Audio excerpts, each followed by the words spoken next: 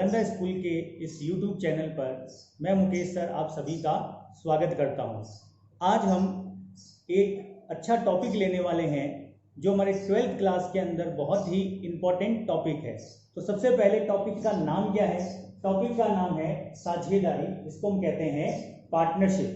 Partnership 12th class के अंदर बहुत ही महत्वपूर्ण टॉपिक है और इस पूरी पार्टनरशिप को हम 4 पार्ट में पढ़ते हैं।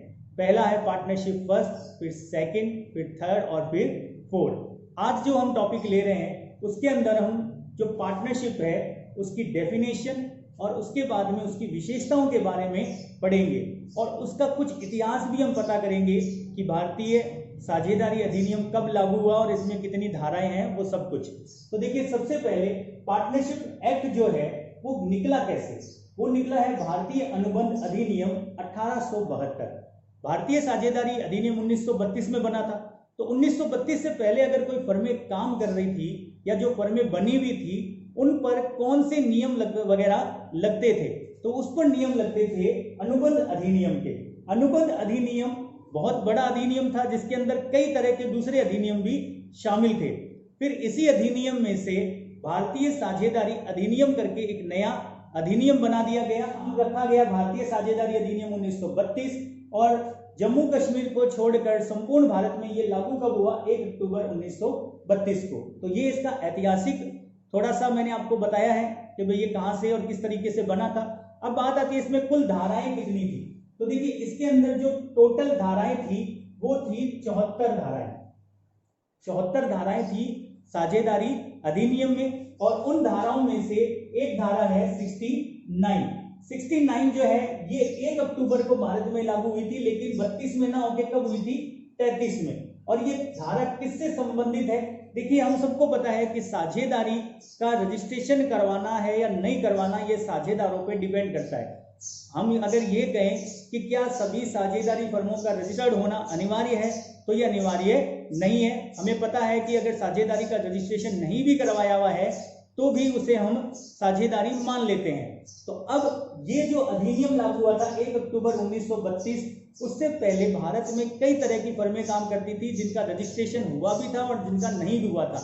तो जिनका रजिस्ट्रेशन नहीं हुआ था उनको 1 साल का टाइम दिया गया और तब तक उन 69 के अंदर उनको शामिल किया गया कि अगर रजिस्टर्ड नहीं है तो उनका रजिस्ट्रेशन करवा लो, और अगर रजिस्ट्रेशन नहीं करवाते हो तब तक क्या क्या नियम लगेंगे अगर रजिस्ट्रेशन नहीं है, वो धारा 69 में बताया गया था। और ये धारा कब लागू हुई थी? 1 अक्टूबर 1933 को।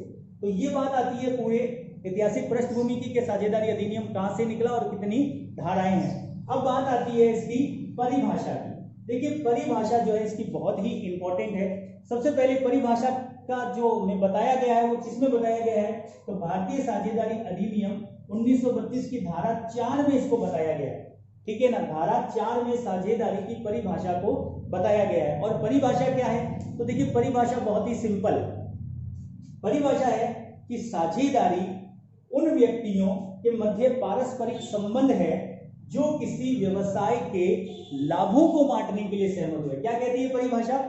साझेदारी उन व्यक्तियों के मध्य पारस्परिक संबंध है जो किसी ऐसे व्यवसाय के लाभों को बांटने के लिए सहमत हुए हैं। मतलब जहां पर 2 या 2 से अधिक व्यक्ति लाभों को बांटने के लिए सहमत होते हैं उसे हम साझेदारी कह सकते हैं। आगे क्या कहा जाता है? जिसका संचालन उन सभी के द्वारा या उनमें से किसी एक के द्वारा किया जाता है। मतलब जो उसका संचालन है, डायरेक्शन है, या तो वो सब मिलके करेंगे या उनमें से कोई एक व्यक्ति करेगा जिसको सभी साझेदारों का समर्थन प्राप्त है।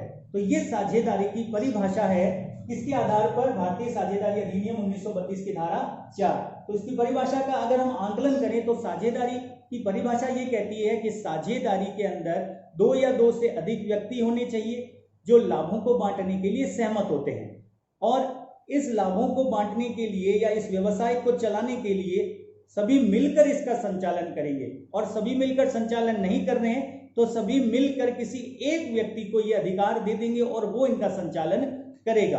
तो ये इसका पूरी परिभाषा का अर्थ है कि साझेदारी उन व्यक्तियों के मध्य पारस्परिक संबंध है जो किसी व्यवसाय के लाभों को बांटने के लिए सहमत होते हैं, जिसका संचालन उन सभी के द्वारा या उनमें से किसी एक व्यक्ति के द्वारा किया जाएगा। ये इसकी परिभाषा बताई गई है। अब देखिए इसके अंदर मैं आपको छोटी सी चीज और बता देता हूं, क्या लाभों को बांटना ही साझेदारी है? लाभों को बांटना साझेदारी नहीं है। हमारे ज्वाइंट वेंचर के अंदर भी 2 या 2 से अधिक व्यक्ति होते हैं जो लाभों को बांटते हैं, लेकिन हम उसे साझेदारी नहीं कहते। क्यों नहीं कहते? क्योंकि ज्वाइंट वेंचर का रजिस्ट्रेशन कभी भी भारतीय साझेदारी अधिनियम के अंतर्गत नहीं होता। जब 2 या 2 से अधिक व्यक्ति मिलकर कंपनी एक्ट में अपने किसी व्यवसाय को शुरू करते हैं तो उसको हम कंपनी कहते हैं। इसी तरह जब 2 या 2 से अधिक व्यक्ति मिलकर भारतीय साझेदारी अधिनियम 1932 के अंदर अपने व्यवसाय को शुरू करते हैं तो उसे हम कहते हैं साझेदारी। देखिए व्यवसाय के कई स्वरूप होते हैं। एकल व्यवसाय होता है, साझेदारी होती है, कंपनी होती है, भारतीय हिंदू अविभाजित परिवार व्यवसाय होता है। ये सब इन अलग अलग प्रारूपों को व्यक्ति अपनी आवश्यकता के आधार पर अपना लेता है। जैसे अगर कोई व्यवसायी एक सीमित क्षेत्र में सीमित पूंजी से ही व्यापार करना चाहता है तो वो एकल व्यवसाय को अपनाएगा, लेकिन अगर वो एक बड़े व्यापार को करना चाहते हैं जिसमें अधिक पूंजी लगती है, जिसमें अधिक जोखिम होता है, तो वो साझेदारी को अपनाएगा। लेकिन अगर उसके अंदर और भी ज्यादा व्यक्ति आ जाते हैं तो वो क्या करेगा? वो कंपनी को अपनाएगा। तो ये व्यवसाय करने के अलग अलग प्रकार है जिसको व्यवसायों का प्रकार भी कह सकते हैं। तो साझेदारी भी उन्हीं व्यवसायों के प्रकारों में से एक प्रकार है। तो अब बात आती है साझेदारी का अर्थ हो गया, परिभाषा वगैरह हो गई, बात आती है इसकी विशेषताओं की। देखिए जो विशेषताएं मैंने यहाँ पे लिखी है ये इसी परिभाषा में से ही निकली हुई है। सबसे पहले देखिए क्या बताया हुआ है विशेषता में। जो पहली विशेषता है वो 2 या 2 से अधिक व्यक्ति। अकेला व्यक्ति अपना पार्टनर तो हो नहीं सकता, तो पार्टनरशिप के लिए कम से कम 2 व्यक्ति होने जरूरी है। और 2 से अधिक है और तो मैक्सिमम कितने होने चाहिए? तो मैक्सिमम जो संख्या बताई गई है वो है 50। पहले जो संख्या है उसके बारे में अगर मैं बात करूं तो भारतीय साझेदारी अधिनियम में सदस्यों की संख्या बताई ही नहीं है। अगर मैं पार्टनरशिप एक्ट की बात करूं उसके अंदर कहीं पर भी मैक्सिमम कितने पार्टनर्स हो सकते हैं इसकी कोई जानकारी दी हुई नहीं है। ये जानकारी दी हुई है कंपनी नियम में। आपको पता है भारत के अंदर कंपनी अधिनियम 2013 लगा हुआ है, उससे पहले कंपनी अधिनियम 1956 था। तो 1956 के एक्ट के आधार पर अगर मैं बात करूं तो साझेदारी के अंदर कितने सदस्य होने चाहिए थे, तो वो बात करता है कि अगर कोई बैंकिंग सेक्टर है तो उसमें 10 सदस्य होने चाहिए और अगर कोई अन्य व्यवसाय है तो उसमें 20 हो सकते हैं। फिर भारत के अंदर कंपनी एक्ट 2013 लग गया और उसके नियम 14 में बताया गया है साझेदारों की संख्या जो कितनी बताई गई है 50। तो साझेदारों की संख्या मैक्सिमम कितनी हो सकती है 50 से ज्यादा अगर कोई साझेदार है तो उसे फिर साझेदारी फर्म नहीं कहा जाएगा, और अगर वो इस संख्या को क्रॉस करते हैं 50 से ज्यादा रखते हैं तो फर्म वहीं पर समाप्त मान ली जाएगी, उसको इनलीगल माना जाएगा। अब बात आती है कृत्रिम और प्राकृतिक। ये कृत्रिम और प्राकृतिक का मतलब क्या है? तो क्या 2 व्यक्ति ही साझेदार बन सकते हैं? राम और श्याम दोनों मिलकर व्यवसाय करते हैं, पार्टनरशिप एक्ट के अंदर आ गए, ये दोनों ही प्राकृतिक व्यक्ति हैं, तो क्या ये साझेदार है? बिल्कुल ये साझेदार है। लेकिन पार्टनरशिप कृत्रिम व्यक्ति भी कर सकता है। कृत्रिम व्यक्ति का मतलब कंपनी। हमें पता है कि कंपनी को एक कृत्रिम व्यक्ति माना गया है। तो अगर 2 कंपनियां मिलकर पार्टनरशिप करना चाहे तो क्या वो कर सकती हैं? बिल्कुल वो कर सकती हैं। 2 कंपनियां मिलकर भी साझेदारी आपस में कर सकती हैं।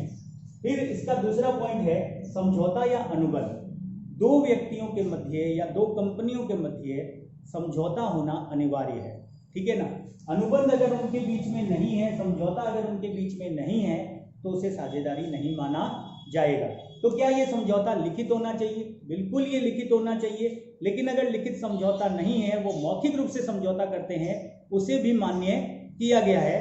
अगर मौखिक समझौता है तो उसे हम साझेदारी संलेख का अभाव मानेंगे और उस पर फिर कुछ अलग नियम भी लग जाएंगे। फिर बात आती है लाभों का विभाजन। देखिए साझेदारी तभी माना जाएगा जब सभी व्यक्ति मिलकर काम करते हैं और लाभों को डिस्ट्रीब्यूट करते हैं। अगर कोई व्यवसाय ऐसा है जिसके अंदर लाभों को नहीं बांटा जाता तो उसे हम साझेदारी नहीं कहेंगे। जैसे कि आपका कंसाइनमेंट है, प्रेषण के अंदर क्या होता है कि एक कंसाइनर होता है और एक कंसाइनी होता है। कंसाइनर कंसाइनी को माल भेजता है, कंसाइनी उस माल को बेचता है और जो भी पैसा आता है उसको वो कंसाइनर को दे देता है और कंसाइनर उसको इस कार्य के बदले कमीशन देता है। तो देखिए यहाँ पर भी 2 या 2 से अधिक व्यक्ति हैं, जो मिलकर एक काम को कर रहे हैं, लेकिन यहाँ पर प्रॉफिट शेयरिंग नहीं हो रहा है। प्रॉफिट शेयरिंग होने का मतलब जो हमारा कंसाइनी है उसको प्रॉफिट में शेयर नहीं मिल रहा है, उसको उसका कमीशन मिल रहा है, इसलिए कंसाइनमेंट को हम पार्टनरशिप नहीं कहते। तो कोई भी व्यवसाय अगर है जहां पर लाभों का डिस्ट्रीब्यूशन हो उसे ही पार्टनरशिप हम कहेंगे। तो अब लाभों का विभाजन कहाँ होता है? पार्टनरशिप के अंदर। फिर अगला है व्यवसाय का होना। अब ये व्यवसाय का होने का क्या मतलब है, इसको एक छोटे से एग्जांपल से मैं आपको बताता हूँ। आपके पास कोई मोबाइल फोन है जो आप चला रहे हो, अब वो फोन पुराना हो गया और आप एक नया फोन खरीदना चाहते हैं, तो आपने अपना पुराना फोन जो है वो सोल्ड आउट कर दिया और एक नया फोन खरीद लिया। तो आपने कोई माल बेचा है और पैसे आपको मिले हैं, लेकिन क्या आप इसे व्यवसाय कहेंगे? इसे हम व्यवसाय नहीं कहेंगे, क्योंकि व्यवसाय वही माना जाता है जो निरंतर गतिविधि करता है। अगर आपने एक बार कोई वस्तु बेची है, उसके लंबे समय तक आप कोई वस्तु नहीं बेचते हो, तो उसे व्यवसाय नहीं माना जाता। इसका एक दूसरा एग्जांपल भी मैं आपको बताता हूँ। जैसे मान लेते हैं 10 जने मिलकर किसी बड़े प्रोडक्ट को खरीद लेते हैं, या एक प्रोडक्ट को लॉट में खरीदते हैं सब पैसा मिलाकर, और फिर उस प्रोडक्ट को लेके आपस में डिस्ट्रीब्यूट कर लेते हैं। तो यहाँ पर भी विक्रय हुआ है, उन्होंने सबने मिलकर खरीदा और फिर आपस में डिस्ट्रीब्यूट कर लिया है। तो क्या हम उसको व्यवसाय बोलेंगे? उसे भी व्यवसाय नहीं बोलेंगे। व्यवसाय वही है जो निरंतर व्यवसायिक गतिविधियों को करता रहे।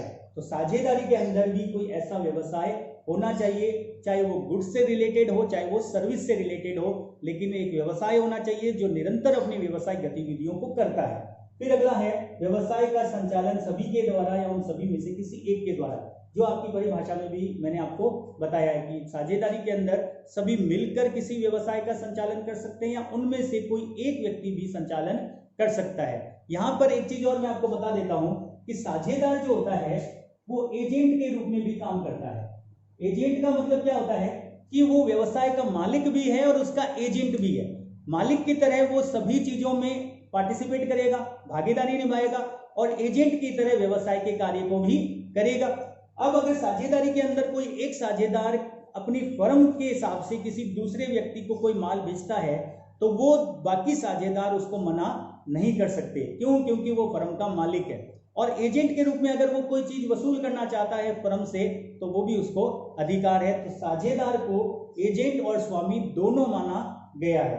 उसके बाद इसका लास्ट पॉइंट है असीमित दायित्व। साझेदारी फर्म के अंदर सभी साझेदारों के दायित्व असीमित होते हैं। मतलब अगर फर्म अपने दायित्व चुकाने में असमर्थ है, तो साझेदारों की निजी संपत्तियों से भी वो दायित्व चुकाए जाएंगे। अभी 2008 के अंदर पार्टनरशिप में एक संशोधन भी हुआ है, जिसके अंदर सीमित दायित्व वाली साझेदारी फर्म भी बताई गई है। तो सीमित दायित्व वाली भी अगर साझेदारी है, तो उसमें भी किसी एक साझेदार का दायित्व असीमित होना कंपलसरी है। ठीक है ना? तो ये साझेदारी की परिभाषा और ये साझेदारी की विशेषताएं लगभग आपको मैंने सब चीजें अच्छी तरह से एक्सप्लेन कर दी हैं। अब ये इसका आधार है कि ये भारतीय अनुबंध अधिनियम 1872 के अंदर शामिल था, फिर इसको भारतीय साझेदारी अधिनियम बना दिया गया कब 1932 में, और लागू कब हुआ 1 अक्टूबर 1932 को। कहां पर? पूरे भारत में, लेकिन जम्मू कश्मीर को छोड़कर। फिर इसमें टोटल धाराएं कितनी है? तो 74 धाराएं हैं, जिसमें से एक धारा 69 जो है वो 1 अक्टूबर 1933 को लागू हुई थी। उसके बाद इसकी परिभाषा है, परिभाषा बहुत सामान्य है कि साझेदारी जो है उन व्यक्तियों के मध्य पारस्परिक संबंध है जो किसी ऐसे व्यवसाय के लाभों को बांटने के लिए सहमत हुए हैं, जिसका संचालन उन सभी के द्वारा या उनमें से किसी एक के द्वारा किया जाता है।